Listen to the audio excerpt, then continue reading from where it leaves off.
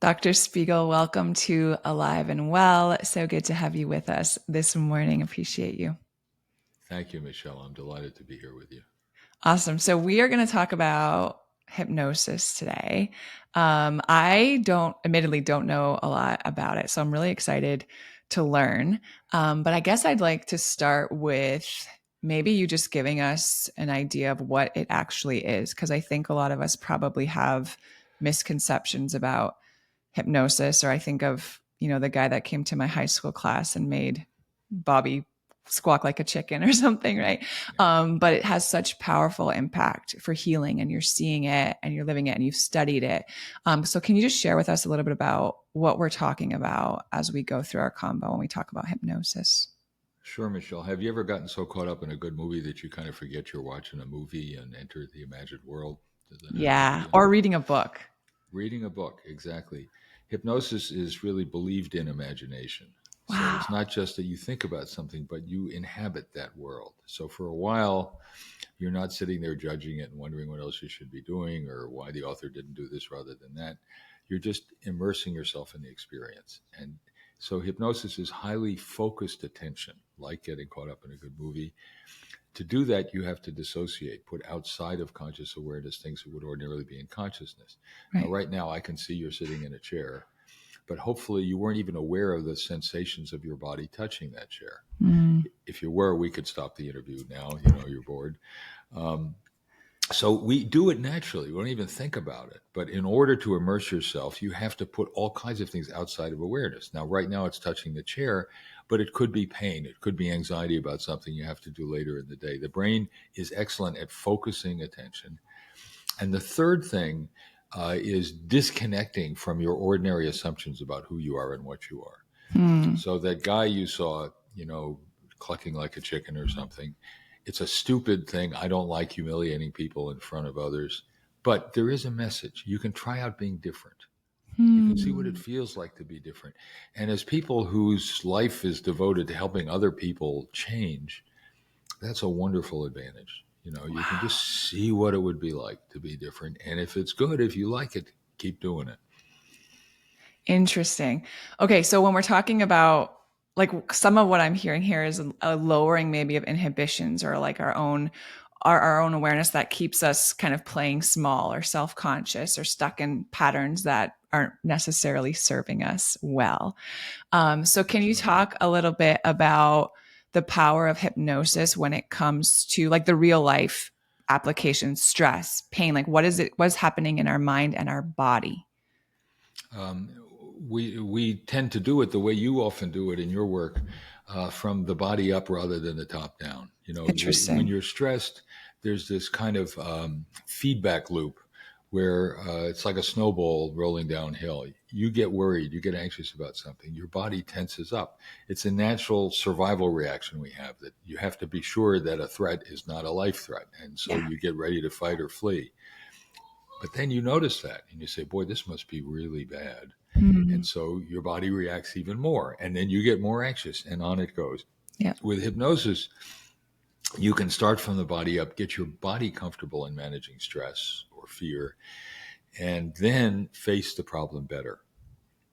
But it's a matter of just using your imagination instead of your brain going to the, oh my God, I'm going to have to fight or flee. I'm going to have to run. Something terrible is going to happen. Yeah. You get your body floating and comfortable as if you were in a bath, a lake, a hot tub, or floating in space. And then you can examine the stressor and decide what's the best way to handle it. So it's a very rapid and effective way of using your brain differently to control your body, starting from the body up. Wow, this is fascinating to me because when I think of hypnosis, I do just think of top down, right? I think of like what I'm thinking about and not so much how it's integrating with what's happening in my body and my physiology. Can you make this really practical for us? Like if we're noticing we're really stressed about something or worried or anxious or dreading something, how would we use hypnosis and get into our body to calm our body first and then assume our mind will follow? Well, hypnotic induction is a very rapid thing. You don't have to count upstairs and downstairs and watch dangling watches. It doesn't work well with digital watches anyway. And and instead, you just look up, close your eyes, take a deep breath, Slow exhale. And then imagine you're floating in a bath, a lake, a hot tub, or floating in space. Okay.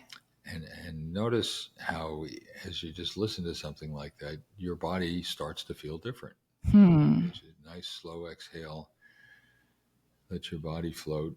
And your body is now in a more receptive, calm state in which you can then say, all right, now what do I have to deal with here? And I often have people picture on an imaginary screen the stressor on the left side while your body is floating in a hot tub, for example, Hmm. and then picture one thing you could do about that stressor on the right side.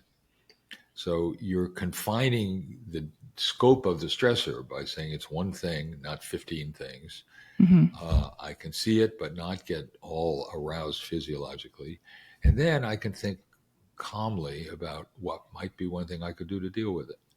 Wow. So your body is preparing you to take a calmer and more useful approach to whatever the problem is. Wow. So by calming our body, we're opening up access to different parts of our mind that we wouldn't otherwise have. That's correct. That's correct. So can you teach us a little bit about when we do that, right? If I would notice I'm getting activated by something and I just visualize and picture myself floating somewhere, what is that doing in my body? How is that helping me feel more safe? It's slowing your respiratory rate. It Okay. can slow your heart rate. It's reducing muscle tension.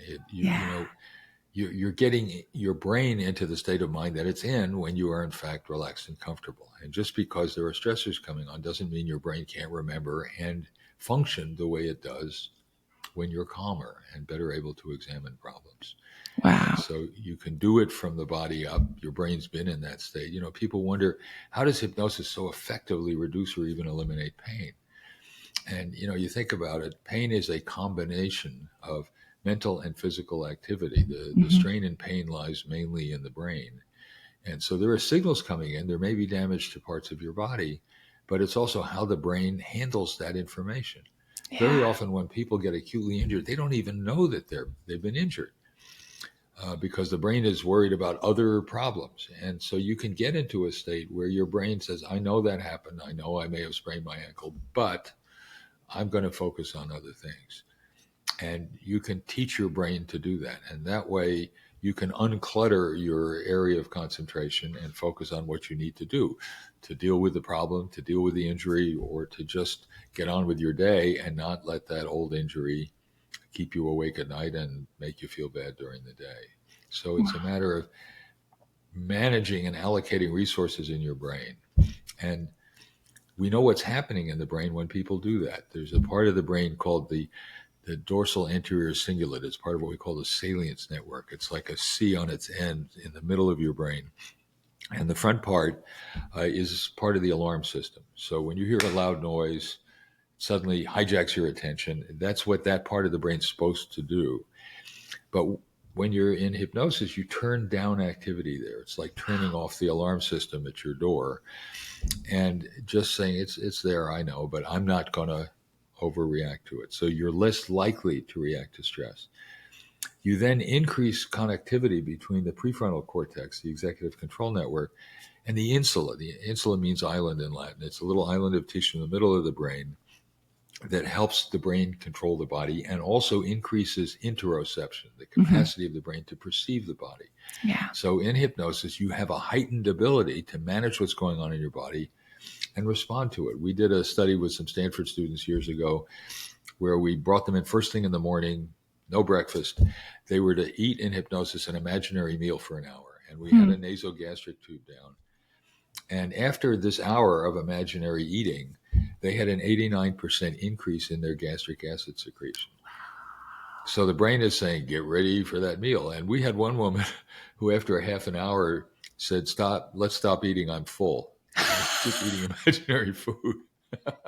Whoa. So then we did the opposite. We had them imagine being on a desert island somewhere, no food or drink, Okay. 39% decrease in gastric acid secretion. And then we injected them with pentagastrin, which is a hormone that stimulates gastric acid secretion. We still had a 19% reduction in gastric acid secretion in the hypnotic relaxation condition. So we have far greater ability to manage the way our body reacts to situations than we realize, and hypnosis is one state in which you can do it. The third thing that happens is that the prefrontal cortex disconnects from the posterior cingulate cortex. It's a part of the brain that we call the default mode network. It's when you're not doing much or thinking about anything much, you start to reflect on who you are and what your mother thought of you, and are you doing what you're supposed to be doing, and all that. And the more you think with the prefrontal cortex, the less activity there is in the back of the brain. And that's why this kid could cluck like a chicken. You could try out being different, not worry about making a fool of yourself. And again, I don't like using hypnosis that way, but it does make a point that you can try out being different. Yeah. So you can very quickly shift so that you're less anxious, you have better control and perception of your body, and you disconnect from your usual assumptions of who you are and what you are. Wow. Wow. We are so suggestible. I don't even know if that's the word, right? And this is just such an intentional way to harness the power of that, right? In a way, like I guess what I was saying, that just serves us, because I assume we're being impacted by what we're observing and consuming and thinking all the time. And in this way, we can really be intentional about how we're harnessing that power. That's a good way to put it, Michelle. I had a woman call me a little while ago who said, Dr. Spiegel, I'm a 10-year meditator. I've meditated twice a day for 10 years. And I love doing it, but I still have my migraine headaches. So I said, okay, I can help you with that. So I got her hypnotized, had her imagine that she had a bag of ice on her head, cool, tingling numbness, because many people with migraines feel their heads are hot. They get some vasodilatation. Yeah. And she called me a week later and said, thank you, Dr. Spiegel. Finally, the migraines are gone. And I want to thank you for freeing me to use my intentionality. Because the idea in meditation, which is a wonderful practice, is that you are not intentional. You're just open to experience. So meditation is about being, and hypnosis is about doing. Oh, wow. Yeah. I was actually going to ask you that, because I think sometimes meditation or breath work, we kind of lump them all together with hypnosis and don't really understand or see how they're different. Can you talk a little bit more about that? Sure. In meditation, people also turn down activity in the posterior part of the brain, but they don't have these other turning evidence of turning down activity in the salience network, for example. Breath work is very interesting, and in particular, we sometimes combine, and on our Reverie self-hypnosis app, we have breath work exercises as well, like cyclic sighing. And so when you're doing your hypnotic induction, you can also do some breath work. You can inhale, and you can try this now. Just inhale quickly through your nose, starting with your abdomen, a diaphragmatic inhale. Hold. Now fill your lungs completely, and then slowly exhale through your mouth. Do you notice something start to happen in your body when you do that? Yes. A little tingling in your legs and things like that. Yeah. So very quickly, inhale again through your nose, hold, fill your lungs now, and then nice slow exhale through your mouth. And notice that that's the kind of breathing we do when we sing. You know, people love to sing, and you have to inhale quickly and then slowly exhale through your mouth as you're singing. So you're naturally relaxing your body. And we found in a study we published in Cell Reports that when people do that cyclic sighing, they actually reduce their overall average respiratory rate, and their mood gets better. It doesn't take a hell of a lot. And hypnosis, in part, involves this kind of breath work that includes the things you do in cyclic sighing. Wow, that's so fascinating, and it makes so much sense. As you're sharing all of this, I'm learning so much, and I'm curious about whether there are some people that this either comes easier to or are more suggestible, or if there are different types of people as far as it comes to hypnosis. Well, absolutely, Michelle. The most suggestible people are the kids you have behind the door over there. Children, all 8-year-olds are in trances all the time. Oh my gosh, that's so true. I have an 8-year-old Work, and she's just yeah, always in her own, like I just catch her you know, staring off into space. I'm like, she's not here right now. She's in her that's own world. exactly right. You call her in for dinner, she doesn't hear you. And it's kind of a shame that we make kids into little adults. I have grandchildren, Yeah. that same thing. I love the way they are. They're just work and play are all the same thing. They intensely do everything. And so most children are very hypnotizable. But when we go through adolescence, we change our way of thinking. It becomes what's called formal operations, where you value reason and evaluation Uh, more and experience less. hmm. So by the time, that's part of growing up to be an adult, unfortunately. And by the time you're 21 or so, the degree of hypnotizability that remains becomes a very stable trait. The late Phil Zimbardo did a study with his former Stanford Psychology 1 students. He retested them blind to their original hypnotizability score 25 years later, and the test retest reliability was zero point 0.7. Now, that's as stable as IQ is over that interval. Wow. So, people can be clustered roughly into three groups. There are people who retain that high hypnotizability, complete absorption in movies and novels and things like that. That's about a quarter of the population. About a third are moderately hypnotizable. They'll have the experience and then they'll step back and wonder, did I really do that? Was it really like that or not? But they can have it. And there's about a quarter at the bottom end who just aren't hypnotizable. They think rather than feel. And that's Hmm. just what they're like. And it's good to know that. And they can still benefit from the kinds of things we teach on Reverie, because part of it is just the strategy, the way you Okay. approach the problem. We try to focus, as I think you do in your work, focus on what you're for, not what you're against.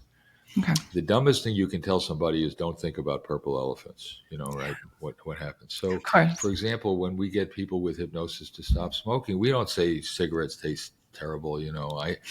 My first teacher, Tom Hackett at Mass General, used to do that. Your cigarette will taste like horseshit, and the guy who lights it up says, "Thanks, doc, that's horrible." And he got a call one day, 2 hours later, saying, "My house smells terrible." And Dr. Hackett said, "Well, are you smoking still?" And he said, "No, but I forgot to tell you that my wife smokes." So he had to re-hypnotize him. It's only your cigarettes. So it doesn't work that way. What we do is we tell people to remember three things. For my body, smoking's a poison. Wow. I need my body to live. I owe my body respect and protection. So Yeah. you focus on what you're for. You don't Hmm. feel sorry for yourself, depriving yourself of nicotine or the pleasure of nicotine, whatever it is. Um, you can feel good the minute you do this because you're being a good parent to your own body. You would Yes. never put hot air laced with tar and nicotine into your child's lungs. Right. Your body is as dependent on you as any child is. So Hmm. we try to teach people to form a new relationship with their body, where they're a good parent to their own body because their body is as dependent on them as their children are. And we do the same in hypnosis with pain. Pain is very frustrating. You get angry with your body. Damn it, I want to do this and that, and my body won't let me do it. Yeah. Say, if that were your 4-year-old child or your 8-year-old child, and Hmm. they were hurt and they were crying and they were in pain, would you get angry with them? Right. Of No. course What not. would you do? What would your natural instinct be? Yeah, you'd have compassion and empathy and care for them and try to soothe them and comfort them. Exactly. That's exactly right. And we can do that to our own bodies. And in hypnosis, you can become a better parent to your own body and Wow. soothe it. Right? Because if you're getting angry, all that does is it makes it worse. You're Yeah. irritated now. Yeah. Whereas if you're soothing them, you're feeling competent. You're feeling like a good parent. You're feeling better immediately because you're taking a healthier, more helpful stance towards your own body and what your body is going through. Wow. Okay. I want to talk about this a little more because this is so interesting. So I have a basic, I guess, understanding that our brain isn't really wired not to do things, or it doesn't take instruction well about what not to do, right? Even if our kids are like, we're like, don't hit him. It's like, then they like kind of freeze. But if we say like what to do, it's so much easier for them to follow our Right. instruction, right? Exactly. Exactly. Okay. Be kind to him. Don't, telling people don't do, we don't like being told what not to do. And Yeah. all it does, if you have this narrow focus of attention, all it does is focus you on that bad thing more. Yes, You're right. picturing yourself not hitting him and saying, don't do it. Rather than saying, you could be a lot nicer to your brother and he'll probably be nicer to you. Just take a Yeah. different point of view that focuses on what you're for. Wow. And then when we talk about I guess the difference between responding to these things that frustrate us with care and compassion, like you said, right? Like how that's so much more effective than being hard on ourselves or critical on ourselves. Is there something that we see different in how our brain responds if we're more critical? Like, is there a fear center that's activated or like, Sure, there is. The amygdala is a fear center, and so there's a constant battle in the brain between the prefrontal cortex, which is the sort of thinking. It's the thing why some bad thing happens, and at least for a second or two, you don't yell something nasty at somebody because you've got to appraise the situation yeah, and see whether that's dangerous or not. And so, yes, the prefrontal cortex kind of puts the brakes on, but the amygdala, if you're afraid or angry, it fires up and you've got this battle going between your impulse to act and your wise decision to calm down a second, see what's the best thing to do. yeah, And so, what you can do in states where you're calming your body is immediately start to slow down that automatic angry reaction yeah. and give yourself time to reflect on what's really the best way to handle the problem. Yeah. I think this is so valuable for us to remember also for those of us that have kind of been trained or patterned where it's like, well, being hard on myself or having, being really critical is what's gotten me to where I am, or it keeps me right on the straight and narrow and disciplined and whatever. And I'm not really sure that's the most effective way for us to change and grow. We know it's not. The best way to help people change is intermittent positive reinforcement. Wow. You remember that, and if you just give people a pat on the head when they're doing it, including yourself, Yeah. when you're doing something right, you'll keep doing it. It feels good. Yeah. There's instant reinforcement for doing it. Whereas if you're just yelling at people and making it an ugly situation, or just down on yourself, and saying, why did Yeah. I do that again? All you're doing is making yourself and your body feel bad, and Yes. it's not giving you any specific directions for getting there, for doing it better. Yeah. Wow. Um, as you talk about kind of like the three different categories of how suggestible people are, and with the app, which I want to talk about in a second, is the level to which you're able to be hypnotized or how effective it is it something like a muscle where you work it over time and it gets more effective or efficient?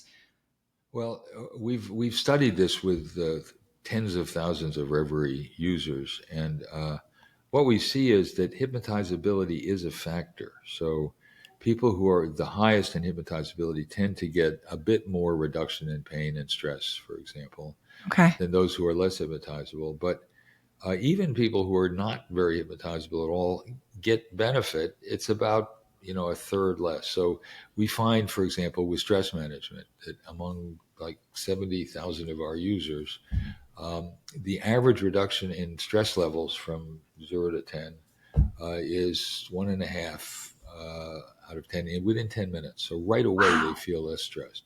And it's about the same with pain, that they get a 15 to 20% reduction in pain right away, not waiting for a prescription to take effect, just right then.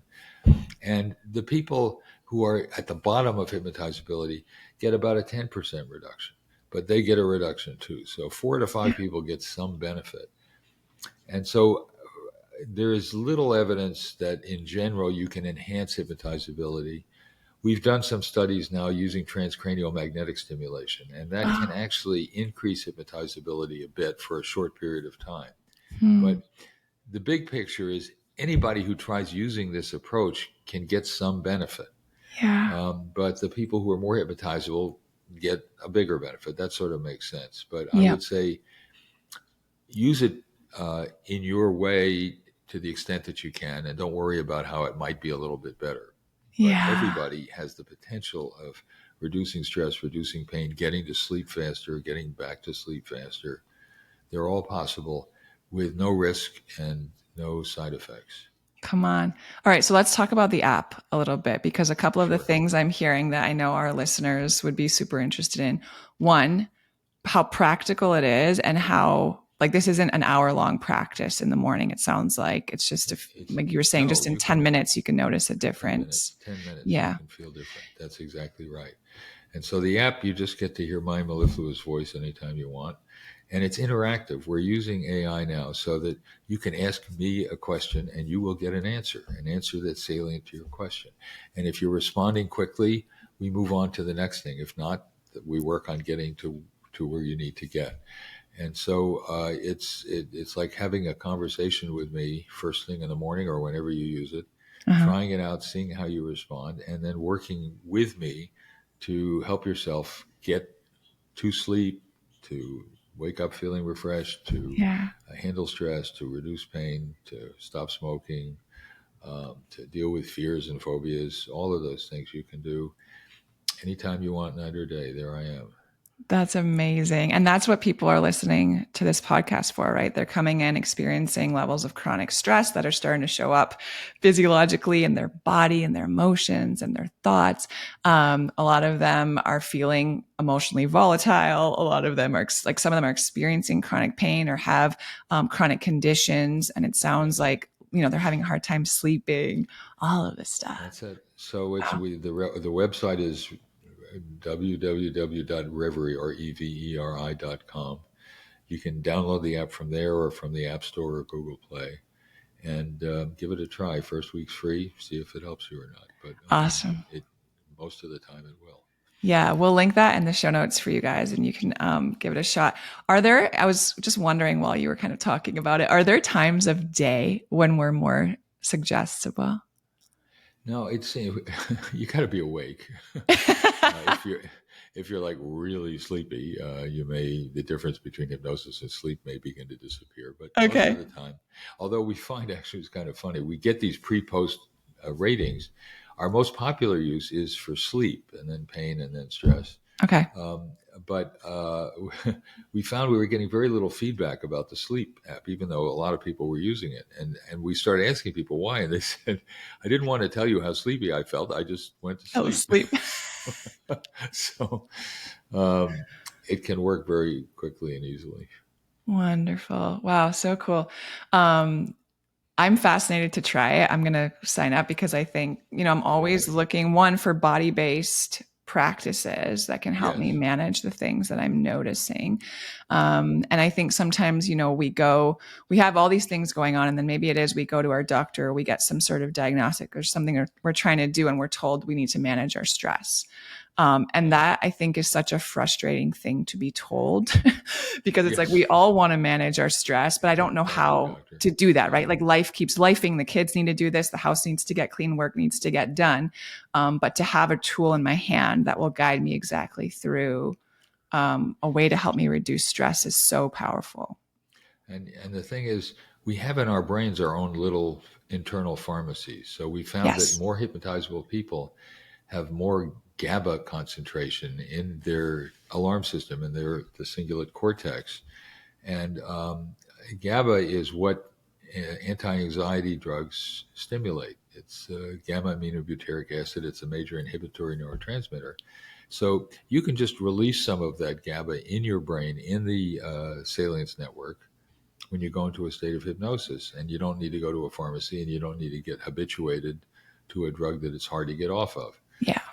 So it's a tremendous resource. We've tended to think that the only real treatments are the physical treatments, injection, ingestion, or incision. And that is not true. We can Wow. do very effective things that work almost the same way Yeah. without having a drug, without something you get addicted to, and do it anytime, anywhere you want. Wow. Okay. We will link that.